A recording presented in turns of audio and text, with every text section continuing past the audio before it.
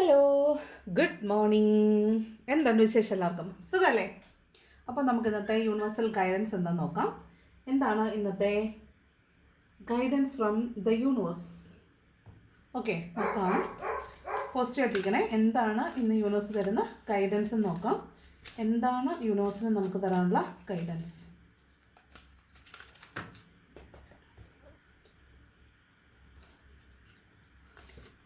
First card joyful സോക്കറാണ്. അതായത് ഇന്നേ ദിവസം നിങ്ങൾ എവിടെയാണോ ഉള്ളത് അവിടെ ആ ഭാഗത്തിൻ്റെ പാർട്ട് ആൻഡ് പാഴ്സൽ ആവുക, സന്തോഷമായിട്ടിരിക്കുക, ചിരിക്കുക. അതായത് നിങ്ങൾക്ക് എത്ര സ്ട്രെസ് ഉണ്ടെങ്കിലും നിങ്ങൾ ഡെലിബറേറ്റ് ആയിട്ട് ചിരിക്കുക.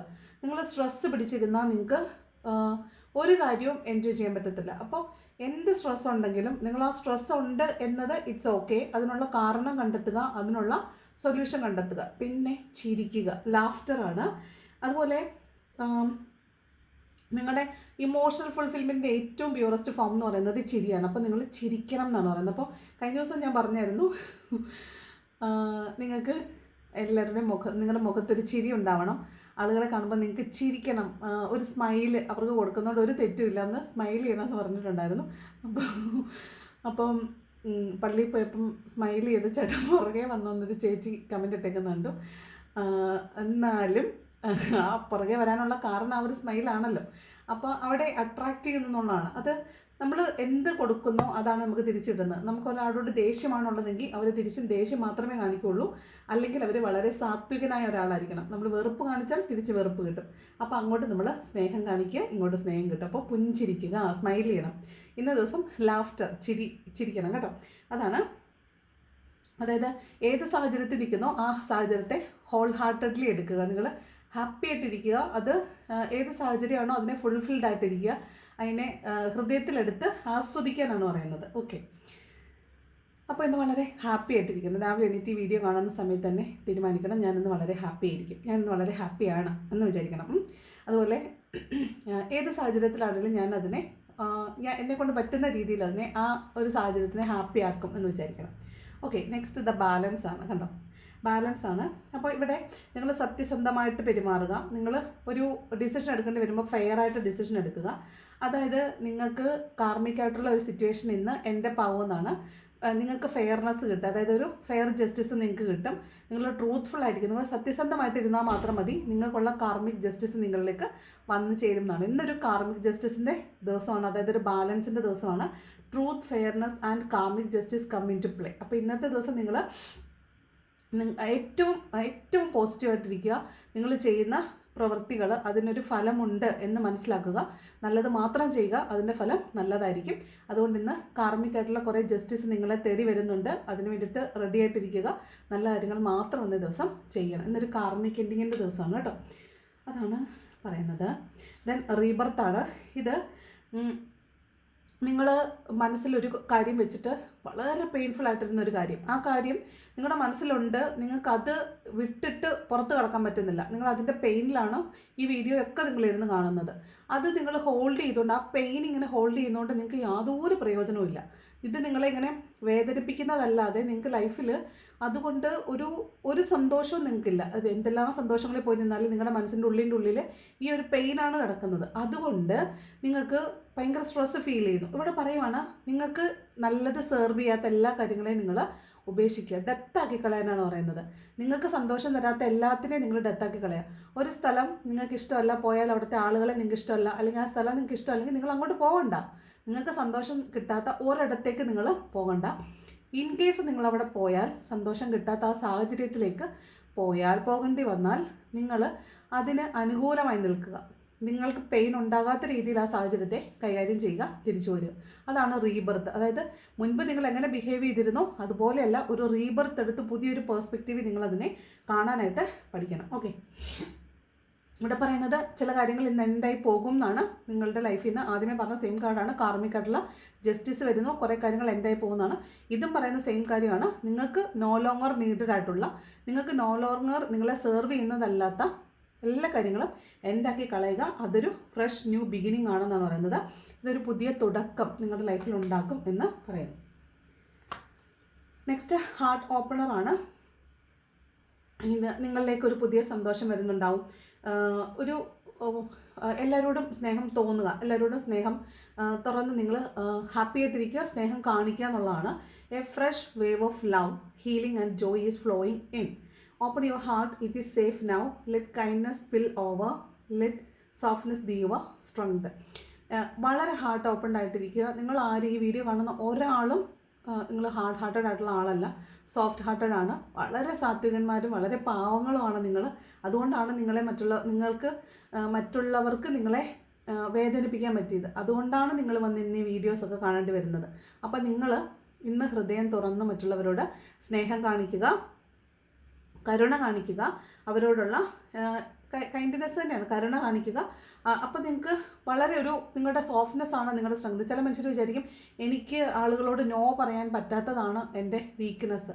പക്ഷേ ചില മനുഷ്യർക്ക് അതാണ് അവരുടെ സ്ട്രെങ്ത്. പക്ഷേ നമ്മൾ മനസ്സിലാക്കേണ്ട ഒരു കാര്യം, നിങ്ങളുടെ കൈൻഡ്നെസ് അല്ലെങ്കിൽ നിങ്ങളുടെ സോഫ്റ്റ്നെസ് ആണ് നിങ്ങളുടെ സ്ട്രെങ്ത് എന്ന് പറയുമ്പോൾ ആ സോഫ്റ്റ്നെസ് നിങ്ങളുടെ സെൽഫിനെ ഹേർട്ട് ചെയ്യരുത്. നിങ്ങളുടെ സെൽഫിനെ ഹേർട്ട് ചെയ്യുന്ന ഒരു സോഫ്റ്റ്നെസ്സും നിങ്ങൾ വെച്ച് പൊറിപ്പിക്കേണ്ടതില്ല. അത് നിങ്ങളുടെ സ്ട്രെങ്ത് ഒക്കെ ആയിരിക്കും, പക്ഷേ അത് നിങ്ങൾക്ക് ഹാനികരമാവുന്ന നിമിഷം നിങ്ങൾ അതിനെ അറുത്ത് മാറ്റേണ്ടതാണ്. ഓക്കെ, ദെൻ ലാസ്റ്റ് ഒരു കാർഡ് എടുക്കാം. The world is yours. അതായത് ഇത് നിങ്ങളുടെ യാത്ര, ഇത് നമ്മുടെ വേൾഡ് കാർഡിന് സമാനമായിട്ടുള്ളൊരു കാർഡാണിത്. ഇത് പറയുന്നത് നിങ്ങൾ ഇന്ന് വളരെ ഹാപ്പി ആയിരിക്കും. അതുപോലെ തന്നെ നിങ്ങൾക്ക് ഇന്നൊരു യാത്ര ഉണ്ടാകാൻ സാധ്യതയുണ്ട്. അതുപോലെ നിങ്ങളൊരു കംപ്ലീഷൻ, നിങ്ങളുടെ എന്തെങ്കിലും ഒരു കാര്യത്തിൻ്റെ കംപ്ലീഷനാണ്. നമ്മൾ ആദ്യമേ ഒരു കാർമിക് ജസ്റ്റിസിൻ്റെ കാര്യം പറഞ്ഞായിരുന്നു. നിങ്ങൾക്ക് ഇന്നൊരു കാർമിക് ജസ്റ്റിസ് സെർവ് ചെയ്യപ്പെടാൻ സാധ്യത ഉണ്ടെന്ന് പറഞ്ഞു. ഇവിടെ പറയുവാണ് കംപ്ലീഷൻ ഉണ്ട്. അതുപോലെ cosmic harmony mark the triumph and peak of your journey. നിങ്ങൾ ഏത് യാത്രയിലാണോ ആ യാത്രയുടെ ഒരു കംപ്ലീഷൻ എന്ന് വരുന്നു എന്നാണ്. അതുപോലെ നിങ്ങൾ ഒരുപാട് ലെസൺസ് ഈ യാത്രയിൽ പഠിച്ചിട്ടുണ്ടാവും. ഒരുപാട് കാര്യങ്ങൾ നിങ്ങളെ പെയിൻഫുൾ ആക്കിയിട്ടുണ്ടാവും. നിങ്ങൾ ഒരുപാട് സ്വപ്നങ്ങൾ തകർന്നടിഞ്ഞു പോയിട്ടുണ്ടാവും. ഇതെല്ലാം ഒരു പുതിയ പോർട്ടലിലേക്ക് ഓപ്പൺ ആവുകയാണ്. അതായത് നിങ്ങൾക്ക് ശരിക്കും നിങ്ങളുടെ ലൈഫിൽ നിങ്ങൾ ഏത് പെയിനിൽ പെട്ടിട്ടാണോ ഈ ഒരു സിറ്റുവേഷനിൽ വന്ന് നിൽക്കുന്നത്, ഈ ഒരു സിറ്റുവേഷനിൽ വന്നതിന് ശേഷം നിങ്ങൾ ഒരുപാട് പാഠങ്ങൾ പഠിച്ചിട്ടുണ്ടാവും. നിങ്ങളുടെ ജീവിതത്തിൽ ഒരുപാട് പോസിബിലിറ്റീസിനെ കുറിച്ച് പഠിച്ചിട്ടുണ്ടാവും. ആളുകളുടെ സ്വഭാവം മനസ്സിലാക്കിയിട്ടുണ്ടാവും. അതുപോലെ നിങ്ങൾക്ക് പോകേണ്ടുന്ന ശരിയായ വഴിയെ നിങ്ങൾ മനസ്സിലാക്കിയിട്ടുണ്ടാവും. അപ്പോൾ ഈ ലോകം നിങ്ങളുടേതാകുന്നത് ശരിക്കും ഇപ്പോഴാണ്. നിങ്ങളൊരു പാഠം പഠിച്ചത് നിങ്ങളെ വേദനിപ്പിച്ചവരുടെ അടുത്ത് നിന്നാണ്. അപ്പോൾ നിങ്ങൾ അവരോട് നന്ദി പറയുക. അതാണ് പറഞ്ഞ കാർമിക് എൻഡിങ് എന്ന് പറഞ്ഞത്. അവരോട് നന്ദി പറയുക.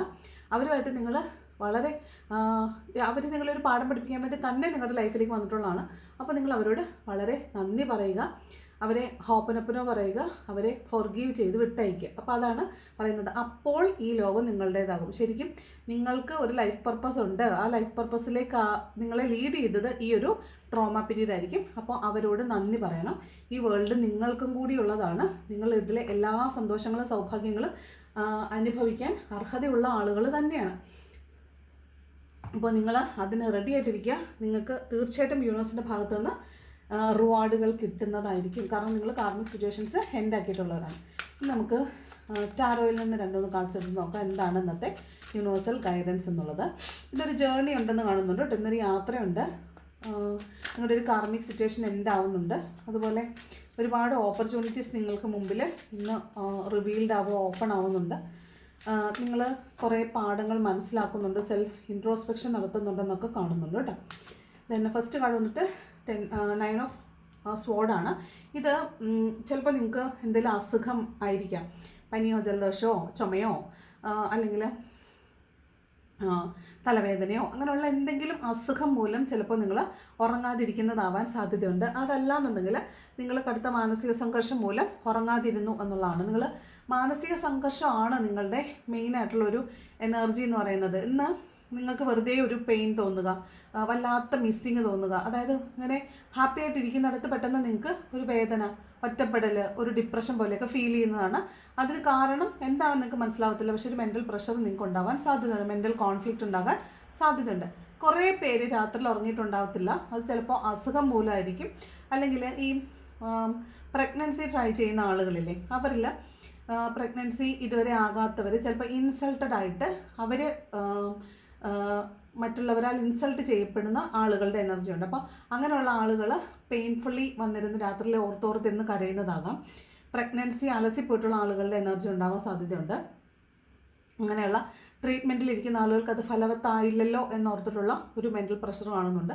അപ്പോൾ ഒരു മെൻ്റൽ പ്രഷറിൻ്റെ എനർജിയാണ്. അപ്പോൾ രാത്രിയിൽ ഉറങ്ങിയിട്ടുണ്ടാവാൻ സാധ്യത കുറവാണ്. ചിലപ്പോൾ രാത്രി ഒത്തിരി കരഞ്ഞിട്ടൊക്കെ ആയിരിക്കും നിങ്ങൾ കിടന്നിട്ടുണ്ടാവുക. എന്തായാലും നല്ലതായിട്ട് സ്മൂത്തായിട്ട് ഉറങ്ങിയിട്ടുള്ളതായിട്ട് കാണുന്നില്ല.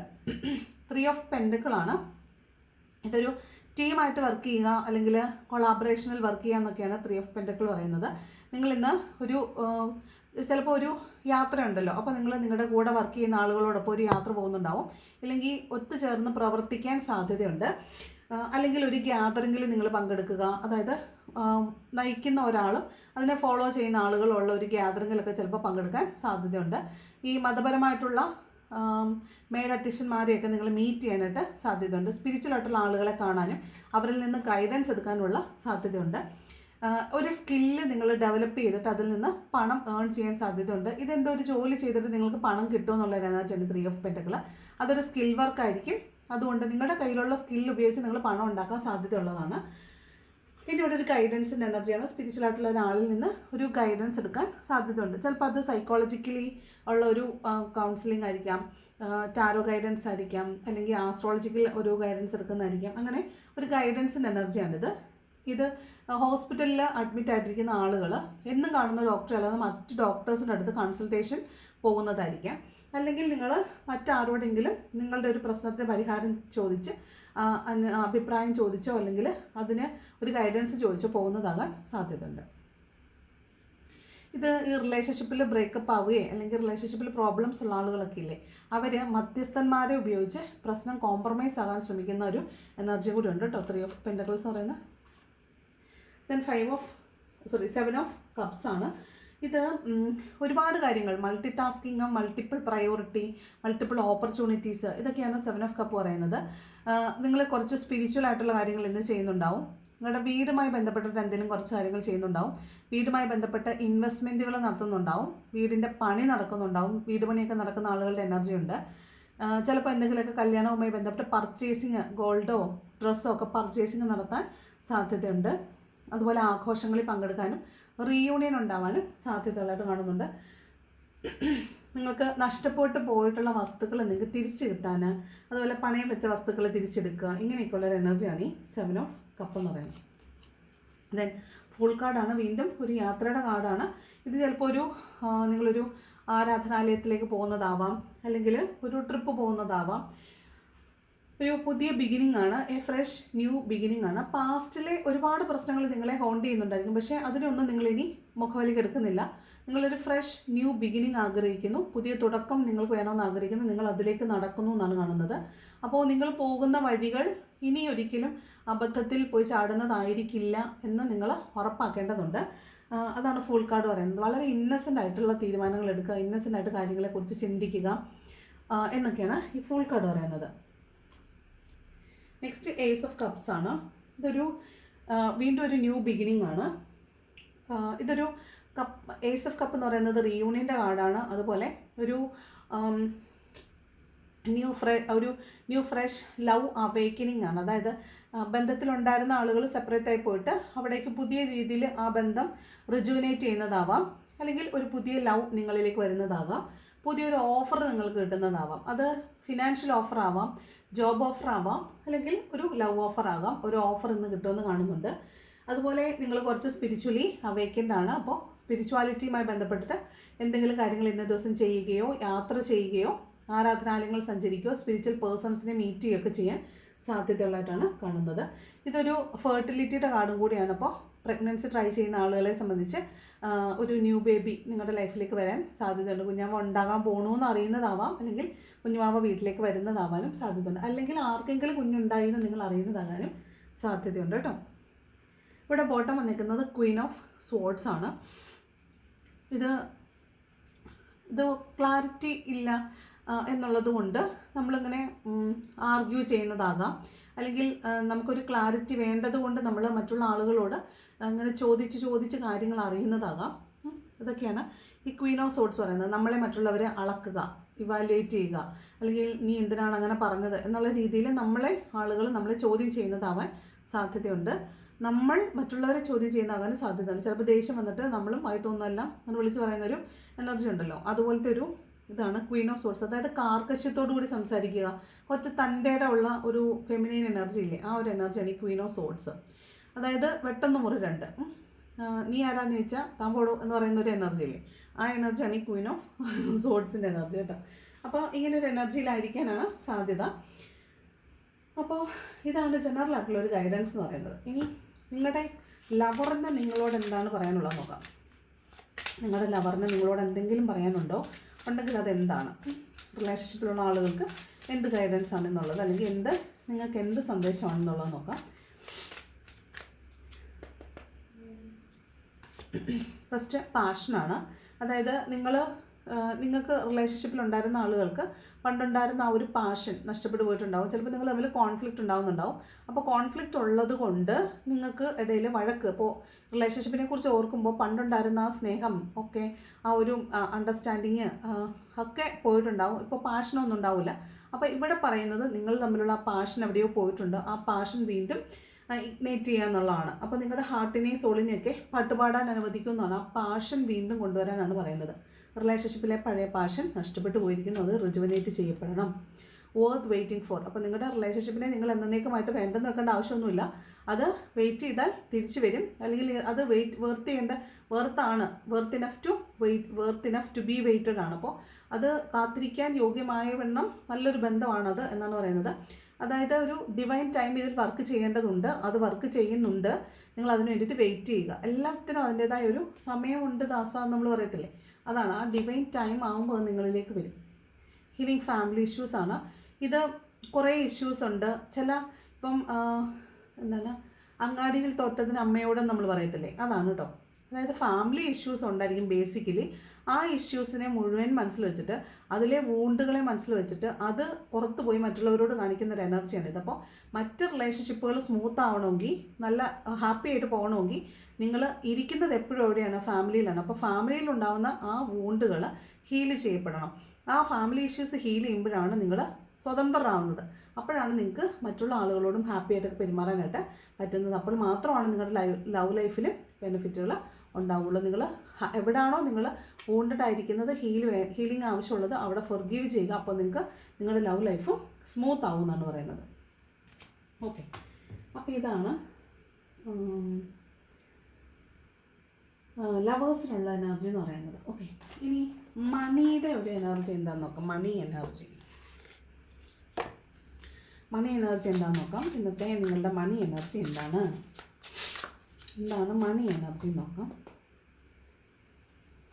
ഫസ്റ്റ് കാർഡ് ടീച്ചറാണ്. You have the ability to inspire others to unlock their true പൊട്ടൻഷ്യലാണ്. അപ്പോൾ ഇത് നിങ്ങൾക്ക് മറ്റുള്ളവരെ, ഞാൻ പറഞ്ഞില്ലേ 3 ഓഫ് പെൻറ്റക്കിൾ, മറ്റുള്ളവരിൽ നിന്ന് ഒരു സ്കില്ല് ലേൺ ചെയ്യുക, സ്കില്ല് ഡെവലപ്പ് ചെയ്തെടുക്കുക എന്നൊക്കെ പറഞ്ഞില്ലേ. അപ്പോൾ നിങ്ങൾക്കുള്ളിൽ ഒരു ടീച്ചറുണ്ട് എന്ന് നിങ്ങൾക്ക് മനസ്സിലാവുന്നതാവും. കാരണം നിങ്ങളുടെ അടുത്തേക്ക് ആളുകൾ സ്പിരിച്വാലിറ്റിയിൽ ഉള്ള ആളുകളാകാം, അല്ലാത്തവരാകാം, സ്കില്ല് ഉള്ളവരാകാം, അല്ലാത്തവരാകാം, നിങ്ങളുടെ അടുത്തേക്ക് ഗൈഡൻസ് ചോദിച്ചു വരാൻ സാധ്യതയുണ്ട്. അപ്പോൾ നിങ്ങൾക്ക് ഈ റീഡിങ് കാണുന്നതിൽ കുറേ പേര് ഞാൻ ഇനി എന്ത് പ്രൊഫഷൻ സെലക്ട് ചെയ്യണം എന്ന് ആഗ്രഹിച്ചിരിക്കുന്ന ആളുകളുണ്ട്. ഫിനാൻഷ്യലി ഞാൻ ഇനി എങ്ങോട്ട് പോകണം എന്ന് ആഗ്രഹിക്കുന്ന ആളുകളുണ്ടെങ്കിൽ നിങ്ങൾക്ക് ടീച്ചിങ് ഒരു നല്ല പ്രൊഫഷനായിരിക്കും. അവിടെ ടീച്ചിങ് ഇപ്പോൾ ക്ലാസ് റൂമിൽ പോയി ടീച്ച് ചെയ്യണമെന്ന് ആവശ്യമില്ല. ഇപ്പോൾ നമ്മൾ ഓൺലൈനായിട്ട് ടീച്ച് ചെയ്യാം, മെൻറ്റർഷിപ്പ് കൊടുക്കാം, അതുപോലെ കോച്ചിങ് കൊടുക്കാം, മോട്ടിവേഷണൽ സ്പീക്കർ ആവാം. അതൊക്കെ നിങ്ങളെ സംബന്ധിച്ച് നല്ലൊരു എബിലിറ്റി ആയിരിക്കും. അപ്പോൾ ഈ വീഡിയോ കാണുന്നതിൽ ആരെങ്കിലും ഫിനാൻഷ്യലി സ്റ്റക്കാണ്, ഞാൻ ഇനി ഏത് പ്രൊഫഷൻ സെലക്ട് ചെയ്യണം എന്ന് ആഗ്രഹമുള്ളവരെ ടീച്ചിങ് നിങ്ങൾക്ക് നല്ലൊരു കരിയറായിരിക്കും. Then investment. അപ്പോൾ ഇന്ന് പണം ഇൻവെസ്റ്റ് ചെയ്യാൻ സാധ്യതയുണ്ട്. അപ്പോൾ നിങ്ങൾ കയ്യിലുള്ള പണം കൊണ്ട് ഇൻവെസ്റ്റ് ചെയ്യാൻ സാധ്യതയുണ്ട്. അപ്പോൾ ആ പണം നിങ്ങൾക്ക് ഫ്യൂച്ചറിൽ നിങ്ങൾക്കൊരു ഗ്രേറ്റ് ടൈം ഫിനാൻസിൻ്റെ കാര്യത്തിൽ ഉണ്ടാകുമെന്നാണ് ഫിനാൻസിൻ്റെ കാര്യത്തിൽ പറയുന്നത്. ഒരു കാര്യം കൂടി എടുക്കാം. മാനിഫെസ്റ്റിംഗ് ആണ്. All the tools you need to increase your income are within your reach. നിങ്ങളുടെ കയ്യിലും നിങ്ങളുടെ ഉള്ളിലും നിങ്ങൾക്ക് ചുറ്റുപാടും തന്നെ നിങ്ങൾക്ക് വേണ്ടുന്ന ഫിനാൻഷ്യൽ ഗ്രോത്തിനുള്ള എല്ലാ കാര്യങ്ങളും ഉണ്ട്.